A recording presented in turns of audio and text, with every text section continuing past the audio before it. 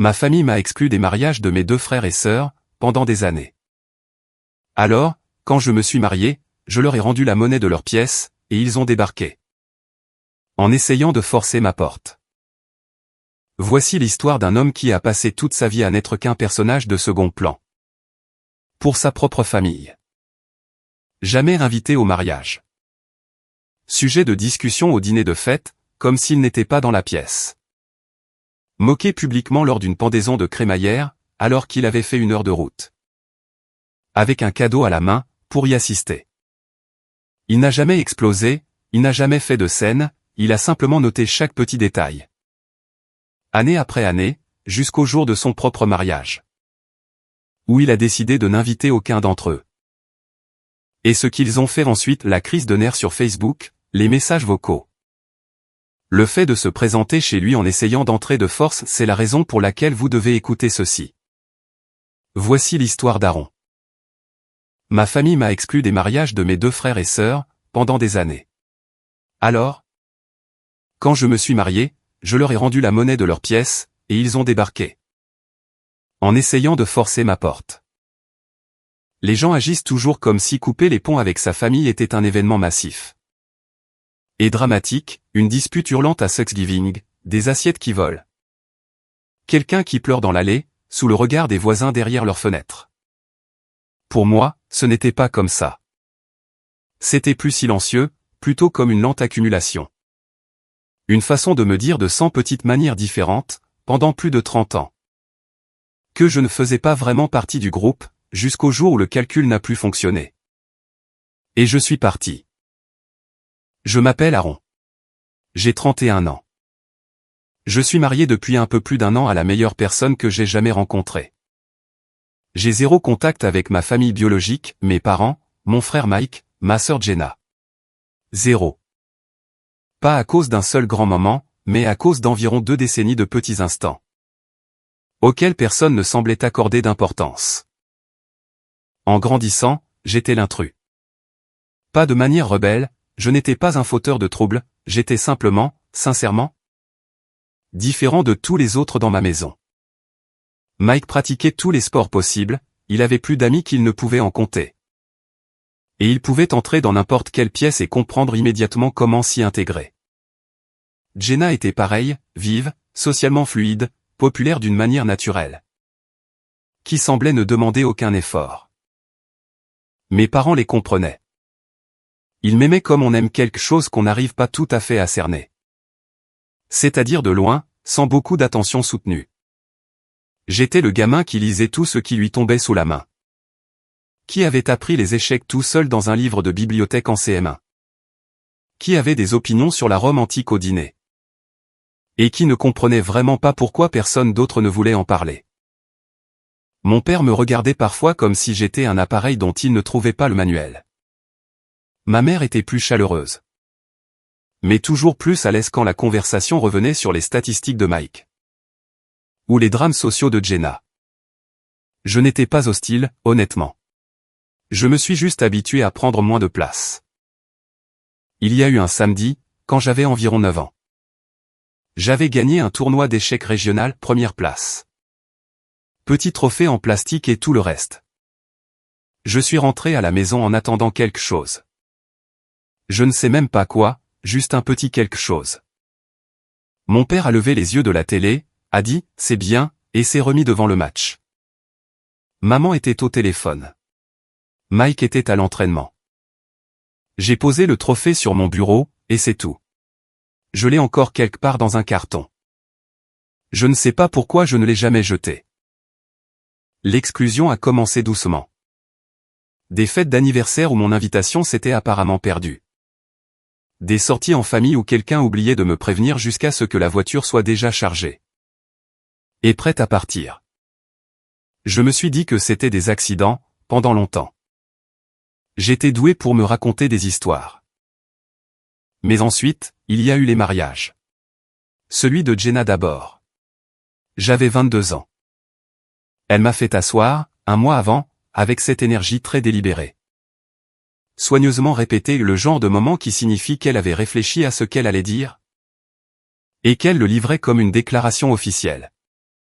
avec un grand sourire qui n'atteignait pas ses yeux. Elle m'a expliqué calmement que son mariage allait être très normal. Et qu'elle pensait simplement que ce n'était pas vraiment mon genre. Elle a dit qu'elle pensait que je serais mal à l'aise là-bas, entouré de beaucoup de gens que je ne connaissais pas. Elle m'a serré dans ses bras après, comme si elle me rendait service. Et a dit qu'elle m'enverrait des photos. Je suis resté assis là, à cligner des yeux, essayant de comprendre si cela se passait réellement. Ou si je comprenais tout de travers. Ce n'était pas le cas. Elle a envoyé quelques photos floues, une semaine après le mariage. Dans une discussion de groupe dont elle avait apparemment oublié de me retirer. Je pouvais distinguer la table d'honneur sur l'une d'elles. Quand j'en ai parlé à mes parents, mon père à peine levait les yeux de sa lecture. C'est elle la mariée. C'est elle qui choisit. Maman a dit que j'aurais probablement été misérable de toute façon. Entouré de tous ces gens que je ne connaissais pas, comme si je n'avais pas grandi avec la moitié des invités. Comme si je n'étais pas de la famille. Je ne me suis pas battu. Je n'ai même pas vraiment pleuré. Bien que je n'ai pas pu manger grand-chose pendant quelques jours. J'avais juste cette boule dans la gorge qui ne passait pas. Interjection de l'animateur. Attendez, attendez, attendez. Un instant. Pour les auditeurs, c'est moi, l'animateur, pas Aaron. Je veux que vous entendiez bien ce qui vient de se passer. Elle ne s'est pas contentée de l'exclure, elle lui a expliqué avec un sourire. Comme si elle lui faisait une faveur en le désinvitant du mariage de sa propre sœur. Ce n'est pas de la cruauté simple. C'est de la cruauté avec une énergie de service client et un dépliant explicatif. Elle a remis à cet homme une lettre de rejet avec un ruban autour. Et les deux parents ont juste hoché la tête, comme si c'était tout à fait normal. Cette famille l'a éliminé de l'île avant même qu'il ne sache qu'il y avait un vote. Bref, le mariage de Mike est le suivant, et d'une certaine manière, c'est pire. Suite de l'histoire d'Aaron. Le mariage de Mike a eu lieu 2 ans plus tard, et cette fois. Ils n'ont même pas pris la peine de faire semblant. Je l'ai appris via une publication Facebook, une photo floue, prise sur le vif. De toute ma famille bien habillée, et riant autour d'une table de banquet. La légende disait quelque chose comme « La famille, c'est tout ». Pas d'appel, pas de SMS, pas même la décence d'une mauvaise excuse. Juste un rappel public, posté pour quiconque ferait défiler son écran. Que je ne faisais pas partie du club. J'étais à ma table de cuisine, en train de manger des restes de riz, quand je l'ai vu. Je suis resté assis là, à fixer l'écran pendant un long moment, sans trop savoir ce que j'attendais. J'ai continué à faire défiler les photos. Tout le monde était là, tout le monde souriait. Tout le monde ressemblait exactement au genre de famille que l'on voit dans les cadres photos en magasin. Et la seule chose à laquelle je pensais, c'était à quel point il aurait été facile de m'envoyer un simple SMS. C'est tout ce qu'il aurait fallu. Un message. Rien n'est venu. J'ai fermé l'application, fini mon dîner, et je suis allé me coucher. J'aurais dû en avoir fini à ce moment-là. La plupart des gens auraient arrêté les frais. Mais l'espoir s'accroche plus longtemps qu'il ne le devrait, quand on s'y agrippe depuis l'enfance. J'ai continué d'essayer, les fêtes, les anniversaires, des prises de nouvelles aléatoires. Parfois il répondait, parfois non. Quand il le faisait, il y avait toujours cette fine couche de politesse. Étirée sur un désintérêt total. Me demandant des nouvelles du travail d'un ton qui montrait clairement qu'il ne faisait que combler le silence. Ou commentant à quel point ma vie semblait calme. Comme s'il s'agissait d'un défaut de caractère. Il y a eu un Thanksgiving. Au milieu de tout ça, je pense peut-être 4 ans après le mariage de Mike où j'ai conduit 2 heures pour être présent. C'était la première fois que je me retrouvais à la table familiale complète depuis longtemps. Maman avait préparé tout un festin, la dinde et tout le reste. Et pendant environ les 20 premières minutes, je me suis laissé croire que les choses étaient peut-être différentes. Et puis, j'ai observé la façon dont la conversation s'organisait naturellement autour de Mike et Jenna. Leurs emplois, leur vie, leurs histoires. Je suis resté assis au bout de la table, j'ai mangé ma dinde. J'ai répondu aux 2 questions qu'on m'a adressées, et je suis rentré chez moi dans le noir. en me sentant absolument stupide d'avoir cru que cette fois serait différente. Je n'y suis pas retourné pendant les 2 années suivantes. Chaque visite donnait l'impression d'être l'invité d'une fête où l'on n'était pas réellement convié. Techniquement présent, mais pas vraiment là. La pendaison de crémaillère est ce qui a finalement tout achevé. Mike avait acheté une nouvelle maison, environ 1 an avant mon propre mariage. Et il a organisé une fête. Et dans ce que je ne peux décrire que comme un moment d'optimisme suprême, j'ai décidé d'y aller. 1 heure de route à l'aller, 1 heure au retour, j'ai apporté une carte cadeau. J'ai mis une chemise correcte, et je me suis dit que cette fois, ce serait différent. Je m'étais déjà dit cela plusieurs fois. À un certain point, cela cesse d'être de l'optimisme. Mike a ouvert la porte et a semblé sincèrement surpris. Pas une surprise joyeuse. Juste de la surprise comme si cette possibilité ne lui était même pas venue à l'esprit. Il a pris ma carte cadeau comme s'il ne savait pas quoi en faire.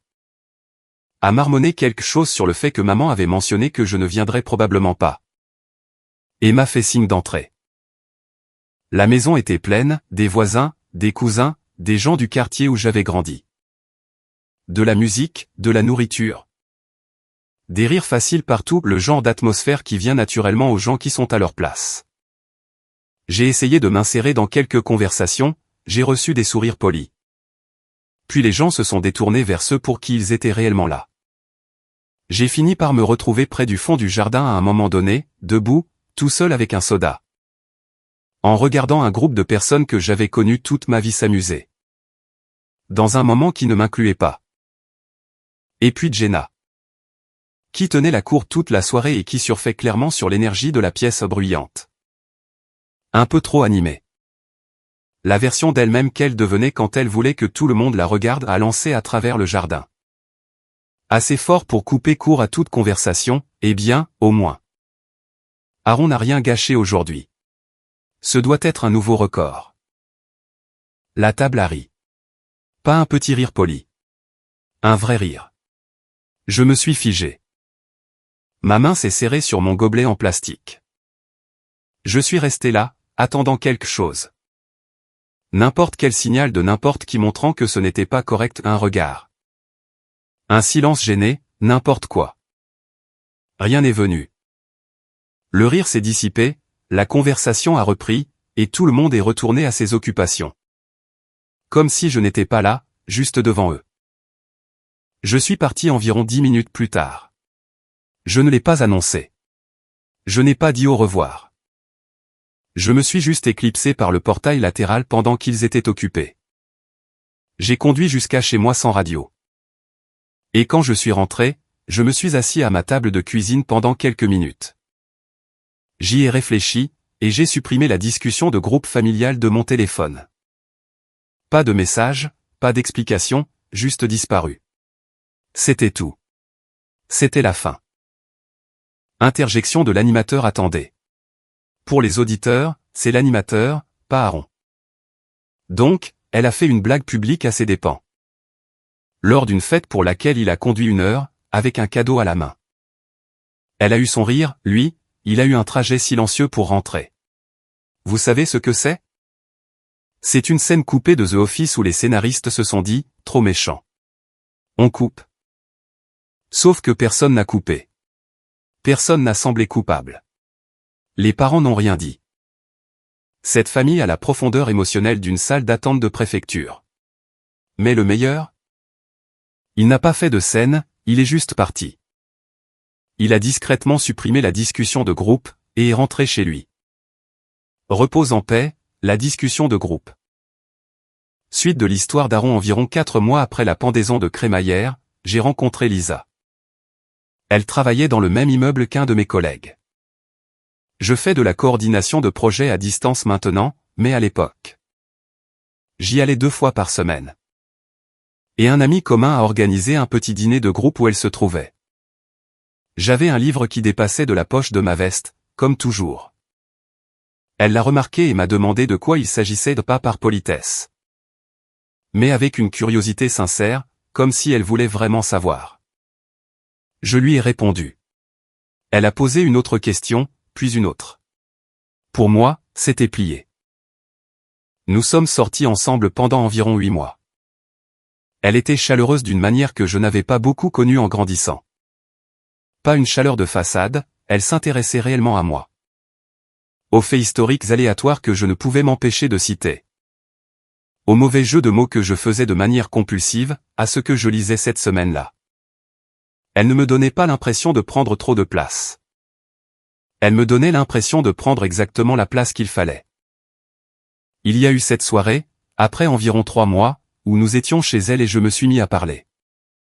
Vraiment parler. Pas la version polie que je donnais d'habitude, mais la version réelle, sur mon enfance. Sur les mariages, sur la pendaison de crémaillère, sur tout cela. Et elle a écouté. Pas comme les gens écoutent quand ils attendent que vous finissiez. Mais comme les gens écoutent quand ils veulent vraiment comprendre. Elle n'a pas essayé de réparer les choses, ou de trouver des excuses. Ou de me dire que ma famille pensait probablement bien faire. Elle a juste dit, c'est un lourd fardeau à porter, et elle le pensait. Je ne sais pas si elle a réalisé ce que cela m'a fait. Elle le savait probablement. J'ai fait ma demande pendant un dîner. Dans un restaurant qu'elle avait mentionné une fois en passant 4 mois plus tôt. Elle a pleuré un peu quand elle a réalisé que j'avais retenu ce détail. Et c'est honnêtement ce qui m'a touché, car j'avais bien tenu le coup jusque-là. Elle a dit oui avant même que j'aie fini ma phrase. Nous avons commencé à planifier presque immédiatement. Nous voulions tous les deux quelque chose de petit, des amis proches, des gens choisis. Rien de spectaculaire. Une vingtaine d'invités maximum, juste les gens qui avaient été là pour nous. Un soir, nous passions en revue la liste des invités à la table de la cuisine. Les boîtes de plats à emporter poussaient sur le côté, et Lisa a marqué une pause. Puis m'a posé des questions sur ma famille, pour savoir si je voulais les inviter. Je suis resté silencieux un moment. J'y ai vraiment réfléchi. J'ai pensé au fait que les mariages sont censés être ces étapes importantes. Où les gens mettent les choses de côté. Que c'était peut-être le genre de moment qui pourrait changer la dynamique. Que peut-être ils se présenteraient différemment si je leur en donnais la chance. Et puis j'ai pensé au visage de Jenna, quand elle m'avait dit que son mariage n'était pas mon genre. À la publication Facebook. À l'expression de Mike devant sa porte.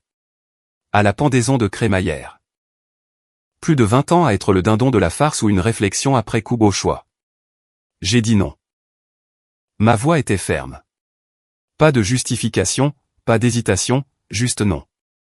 Lisa a hoché la tête. Elle a dit qu'elle voulait que cette journée soit consacrée aux gens qui étaient réellement là pour nous. Et non à gérer les sentiments de tous les autres. Nous sommes passés au choix des centres de table. La nouvelle a fini par sortir. Les petites villes ont toujours des grandes bouches, et je n'ai jamais trouvé comment changer cela. Environ une semaine après l'envoi des invitations, mon téléphone a vibré, un SMS de maman. Pas de « félicitations ». Pas de « nous avons appris que tu te mariais, c'est merveilleux ». Juste « j'ai appris que tu te mariais ». Quand est-ce qu'on reçoit nos invitations? Une affirmation, même pas formulée comme une question. Juste l'attente pure et simple qu'il serait inclus. Peu importe la façon dont il m'avait traité pendant la dernière décennie. J'ai fixé le message pendant probablement 2 bonnes minutes. Puis j'ai répondu, il n'y a pas d'invitation. C'est tout ce qu'il a fallu. En moins d'1 heure. La discussion de groupe familial que j'avais supprimée des mois plus tôt s'était mystérieusement reconstituée sur mon téléphone. À plein régime. Maman, papa, Mike, Jenna tous en même temps, tous se chevauchant. Chantage affectif, accusation. Une porte tournante de « Comment as-tu pu ?» et « Après tout ce que nous avons fait pour toi ?» Jenna a posté un statut vague sur Facebook dans la journée. C'est drôle comme certaines personnes oublient d'où elles viennent. J'espère qu'ils apprécieront leur petite fête sans leur vraie famille. Mike m'a envoyé un message direct pour dire que j'étais immature et pathétique. Papa a laissé un message vocal qui n'était que de longs soupirs. Et des phrases bourrues sur l'ingratitude. J'ai lu la plupart d'entre eux, j'ai posé mon téléphone face contre table. Et j'ai aidé Lisa à choisir les décorations. Interjection de l'animateur d'accord, stop. C'est moi, l'animateur. Je veux que vous imaginiez la scène. Cet homme est assis à une table en train de faire ses plans de table. Pendant que sa famille est sur Internet en train d'imploser publiquement. En disant qu'il a oublié d'où il venait sans réaliser que des inconnus. Des gens qui ne connaissent aucun d'entre eux, lisent ces messages et se disent immédiatement. Attendez, vous ne l'avez pas exclu de vos propres mariages. Les commentaires font le travail à sa place. Il n'a pas répondu à une seule chose. Internet les a soumis à un contre-interrogatoire gratuitement. Ce n'est pas juste du karma. C'est du karma avec une connexion Wi-Fi et une section commentaires. Quoi qu'il en soit, le jour du mariage arrive, et il s'est déroulé exactement comme prévu. Suite de l'histoire d'Aaron, le jour du mariage était, je sais.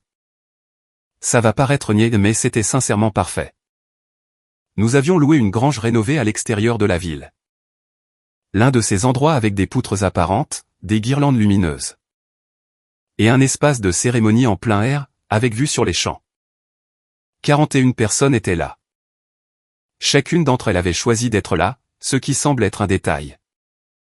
Jusqu'à ce que vous ayez passé toute votre vie dans des pièces remplies de gens qui ne vous ont pas choisi. Le père de Lisa l'a conduite à l'hôtel, et il avait l'air de tenir à peine le coup. Ce qui a fait rire Lisa un peu, ce qui m'a fait rire aussi. Ce qui a visiblement ravi le photographe. Lisa s'est avancée dans cette robe qu'elle avait choisie avec sa mère et sa meilleure amie. Et elle affichait ce sourire total.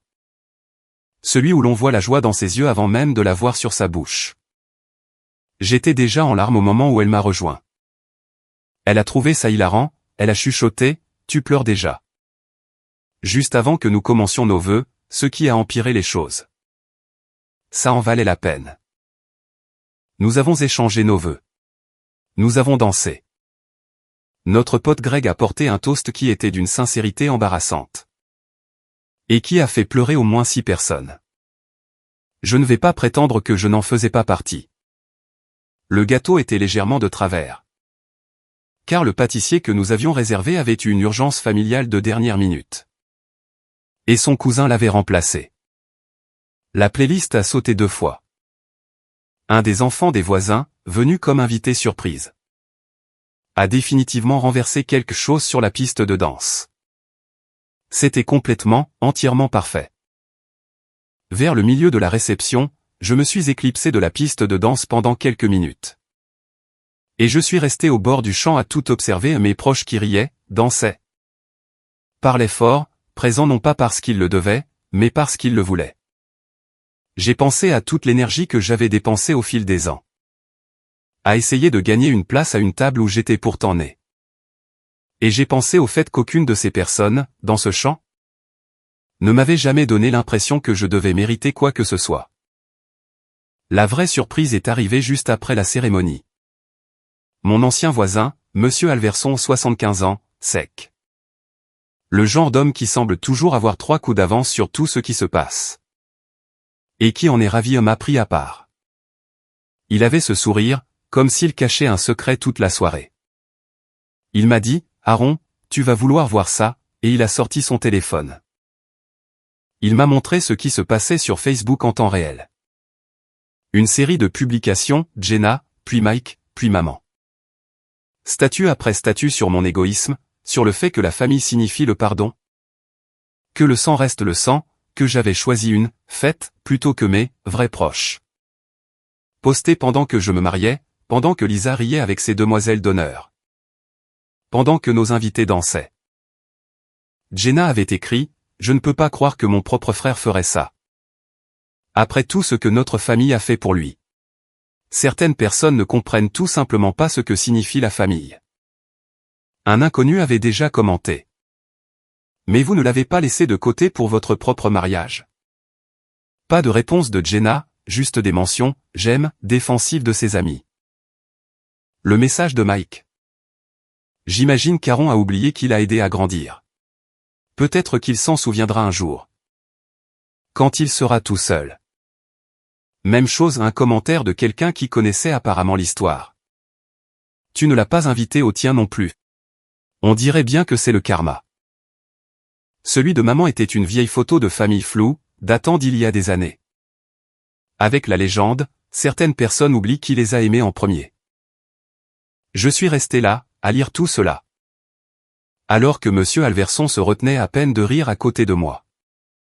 Et je n'ai rien ressenti.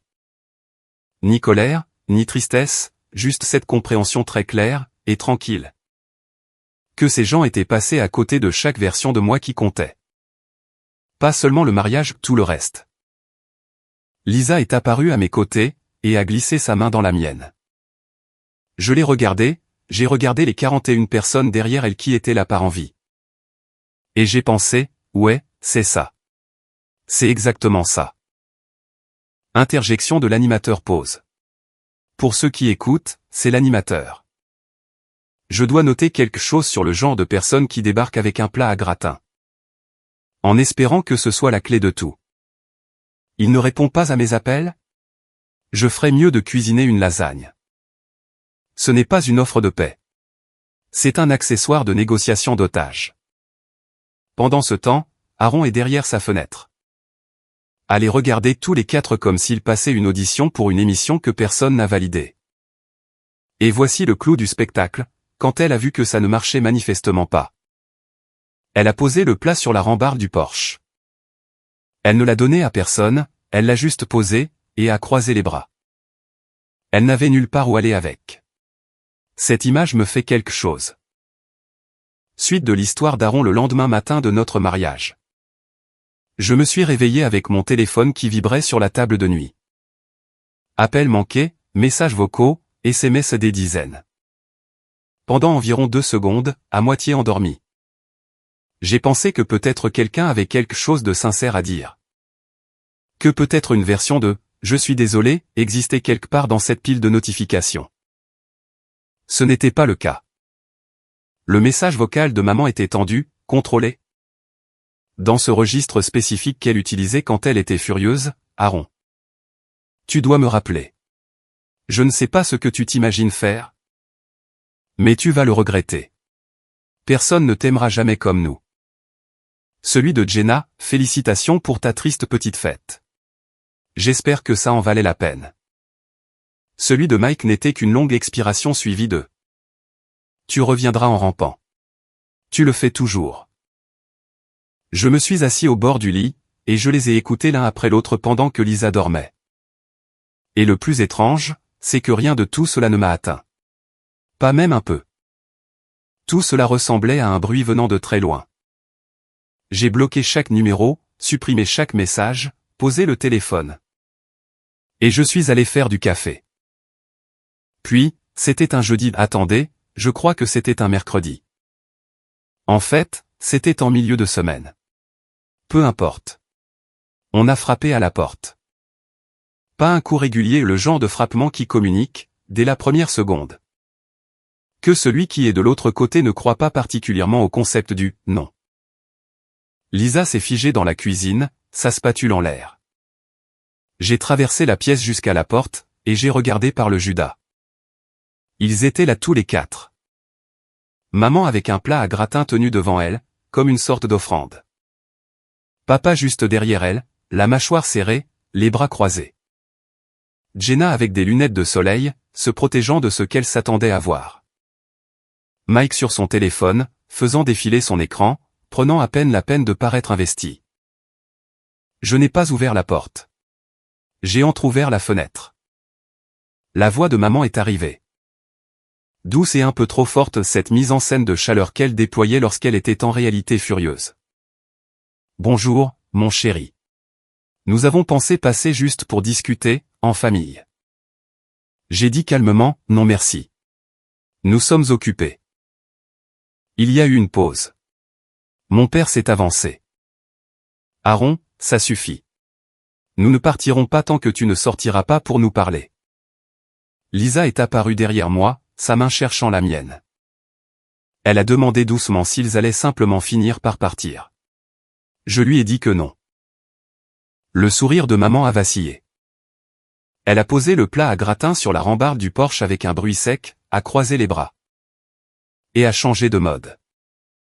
Elle a dit que ce n'était pas moi. Elle a dit que j'étais froid. Que je laissais quelqu'un de l'envenimer, contre mon propre sang. Puis Jenna a baissé ses lunettes de soleil, juste assez pour lancer un regard à travers la fenêtre. Directement vers Lisa. J'ai ouvert la fenêtre un peu plus largement. J'ai regardé Jenna et j'ai dit, personne ne m'a envenimé. Vous avez fait ça tout seul. Le sourire a complètement disparu de son visage. Mike a enfin levé les yeux de son téléphone, ce qui n'était pas peu dire. Il m'a dit de grandir. Il a dit que je jetais ma vraie famille pour des sentiments blessés. Lisa a serré ma main plus fort. J'ai gardé une voix égale, et j'ai dit ce que j'avais besoin de dire. Qu'il n'avait pas voulu de moi au mariage, qu'il n'avait pas voulu de moi aux fêtes. Qu'il n'avait pas voulu de moi quand cela comptait vraiment. Alors, ils n'avaient pas le droit de se présenter à ma porte quand cela les arrangeait. Ils avaient fait leur choix il y a longtemps. J'avais fait le mien. Maman a dit que je le regretterais. Je lui ai dit que j'avais déjà tout ce dont j'avais besoin, et j'ai fermé la fenêtre. Pendant un instant, il y a eu un silence stupéfait dehors. Puis les coups ont commencé. Des poings contre la porte, des voix qui montaient. Quelque chose a craqué contre le cadre. Je ne sais pas s'ils ont essayé de forcer la poignée ou quoi. Mais ce n'était plus de simples frappements, c'était de la force brute. Lisa a reculé, m'entraînant avec elle vers la cuisine. Elle a demandé si nous devions appeler la police. J'ai dit, oui, absolument oui. Elle a attrapé son téléphone, et s'est mise derrière le comptoir. Je suis resté où j'étais, entre elle et la porte. Pendant que la voix de Mike arrivait clairement de l'extérieur, criant que je finirais seul. Que personne d'autre ne me supporterait une fois que Lisa aurait compris ce que j'étais, vraiment. Maman passait en revue tout son répertoire, papa criait d'une voix grave et forte. Comme il le faisait autrefois quand il voulait qu'une pièce devienne silencieuse. Je n'ai rien répondu, je suis juste resté là, à respirer lentement. Et puis, le son le plus satisfaisant que j'ai jamais entendu de ma vie, les sirènes. Les coups se sont arrêtés immédiatement. Je suis allé à la fenêtre et j'ai regardé maman attraper le plat à gratin sur la rambarde. Comme si elle pouvait d'une manière ou d'une autre sauver la face si elle le tenait à nouveau. Papa a dit à Mike et Jenna de faire comme si de rien n'était. Ils ont essayé de donner l'impression qu'ils étaient juste là. À avoir une conversation décontractée sur le porche de quelqu'un. 2 officiers se sont garés. Je suis sorti avec mes mains bien visibles. Lisa est sortie 1 minute plus tard, et s'est tenue à côté de moi, solide et calme. Maman s'est précipitée avant que quiconque puisse dire un mot, et a lancé sa version. Que j'étais leur fils, que j'avais subi un lavage de cerveau. Qu'ils essayaient juste de discuter, tout cela livré avec la voix tremblante qu'elle utilisait quand elle voulait passer pour la victime. Mon père a insisté sur l'angle du « nous avons le droit de le voir ». L'un des officiers a expliqué. Avec la patience de quelqu'un qui a eu cette conversation 50 fois déjà, que j'étais un adulte. Il n'avait aucun droit légal d'entrer sans permission et, s'il continuait, il pourrait être poursuivi. Et c'est là que j'ai dit la phrase qui a plongé tout le porche dans un silence total. Je veux porter plainte pour violation de domicile et tentative d'entrée par la force. Et je veux demander une ordonnance d'éloignement. La bouche de maman s'est ouverte. Papa est devenu rouge. Les lunettes de Jenna ont glissé. Mike a fait un pas en arrière. Ils ont reçu un avertissement formel sur le champ. S'ils se représentaient, ils seraient arrêtés. J'ai déposé les documents l'après-midi même. La porte s'est officiellement refermée. Interjection de l'animateur et temps mort. C'est moi, pas Aaron. Laissez-moi juste apprécier ce que cet homme a fait ici. Papa a dit, nous ne partirons pas. Aaron a appelé la police. Papa a dit, tu le regretteras. Aaron a rempli les papiers. Maman a dit, personne ne t'aimera jamais comme nous. Aaron est maintenant légalement protégé contre tous. 3 menaces, 0 résultat. Cet homme n'a pas argumenté, il n'a pas supplié, il n'a pas eu une seule crise de nerfs. Il a juste continué d'avancer, jusqu'à ce que le bruit s'estompe complètement derrière lui. Ce n'est pas être froid. C'est du mérite. Certains appellent ça la guérison. Aaron appelle ça un mardi. Mise à jour finale d'Aaron. Mise à jour finale. Le silence qui a suivi était vraiment étrange. Après des semaines de bruit constant, appels à minuit, SMS à toute heure. Campagne sur Facebook, tout s'est arrêté, comme si quelqu'un avait coupé le courant. Plus de chantage affectif, plus de messages vocaux. Plus de légendes passives-agressives sur de vieilles photos. Juste rien. Je ne vais pas prétendre que ce « rien » n'a pas laissé un certain vide. C'est le cas. Les fêtes ont été difficiles pendant un certain temps. En voyant d'autres familles complices et à l'aise ensemble. D'une manière qui leur venait naturellement. Tout en sachant que je n'aurais jamais vraiment eu cette version des choses. Il y avait une douleur sourde qui apparaissait parfois, quand tout le reste se taisait. J'avais poursuivi quelque chose pendant plus de 30 ans, et j'avais enfin arrêté de courir. Et il y a une tristesse spécifique qui accompagne cela. Même quand s'arrêter était la bonne décision. Mais ce vide s'est rempli lentement, avec de meilleures choses. Les parents de Lisa m'ont accueilli sans en faire toute une histoire. Ils m'ont appelé leur second fils. Ils se sont souvenus de ce que j'avais mentionné vouloir pour mon anniversaire. 3 semaines avant la date, le genre de personnes qui m'ont simplement, sincèrement, accueilli. Aucune mise en scène requise. J'ai dîné chez eux un dimanche, dans les premiers mois après l'ordonnance d'éloignement. Juste un dimanche ordinaire, rien de spécial au calendrier. Et son père m'a posé une question sur un projet que j'avais mentionné lors de la dernière visite. Et j'ai réalisé qu'il avait été attentif, qu'il l'avait retenu. Et qu'il le remettait sur le tapis parce qu'il s'en souciait réellement. Je n'ai rien dit sur l'effet que cela m'a fait, mais cela m'a touché. Mes collègues nous ont organisé une fête après notre lune de miel, avec un gâteau qui disait « Bienvenue dans ta vraie famille ». Et là, oui, je n'ai absolument pas réussi à retenir mes larmes, et ça me va très bien. Des voisins qui avaient entendu parler de l'ordonnance d'éloignement ont déposé de la nourriture et des cartes. Non pas par pitié, mais parce qu'ils respectaient ce que nous avions fait. Pièce par pièce. La vie que je voulais depuis l'époque où j'étais ce gamin qui jouait aux échecs tout seul. Et qui rentrait chez lui pour un « c'est bien » et un dos tourné, cette vie s'est construite. Environ 6 mois après le mariage. Lisa et moi avons invité du monde pour un barbecue dans le jardin. Rien de grand, des amis proches, quelques voisins, de la bonne nourriture. À un moment donné, j'ai pris un peu de recul, et j'ai juste regardé pendant 1 minute. Lisa riait avec sa meilleure amie à propos des hamburgers qu'elle avait insisté pour griller elle-même. Et qui n'étaient sincèrement pas bons, elle le sait, elle aime juste le faire. Les enfants de nos voisins se poursuivaient à travers le jardin avec des pistolets à eau. Greg essayait d'expliquer le football américain virtuel à quelqu'un qui n'avait absolument aucun intérêt pour le sujet. Mais qui était trop poli pour le dire. Notre ami du bout de la rue est arrivé avec 20 minutes de retard. Portant un sac de chips et un large sourire, comme si cela comptait comme une vraie contribution. Quelques personnes que j'avais rencontrées par le travail étaient là parce qu'elles le voulaient. Pas parce qu'elles le devaient.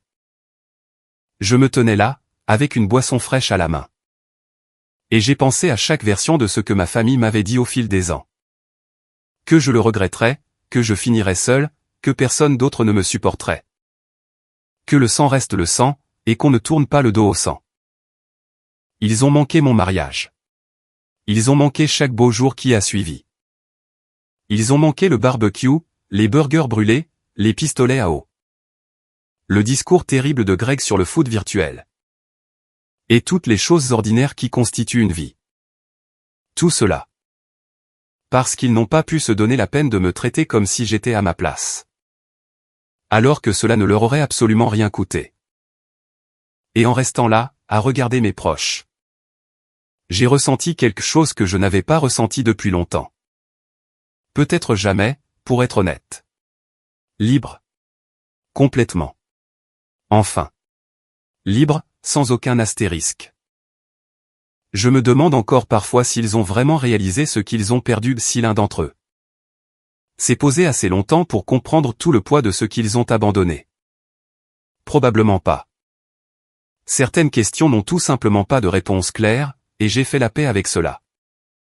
Mais je sais ce que j'ai, et aucun d'entre eux n'en aura jamais rien. Pas la moindre miette. Outro de l'animateur. Alors écoutez, Aaron a passé 31 ans à être le dindon de la farce de la famille. Celui qui n'apprécierait pas de toute façon. Celui qui ne viendrait probablement pas. Il a fait 1 heure de route pour cette pendaison de crémaillère avec un cadeau. Et s'est fait moquer publiquement pendant que tout le monde riait. Quand il a enfin arrêté de jouer le jeu, ils ont escaladé la situation en débarquant chez lui. Essayant d'entrer de force, puis ils ont eu le culot de dire que c'était lui le problème. Ils n'avaient jamais prévu la version de lui qui en aurait fini, de manière totale et tranquille. Pas en colère, juste fini. Il y a une différence. Donnez votre avis dans les commentaires. Auriez-vous coupé les ponts plus tôt? Aimez et abonnez-vous, car nous publions de nouvelles histoires chaque jour.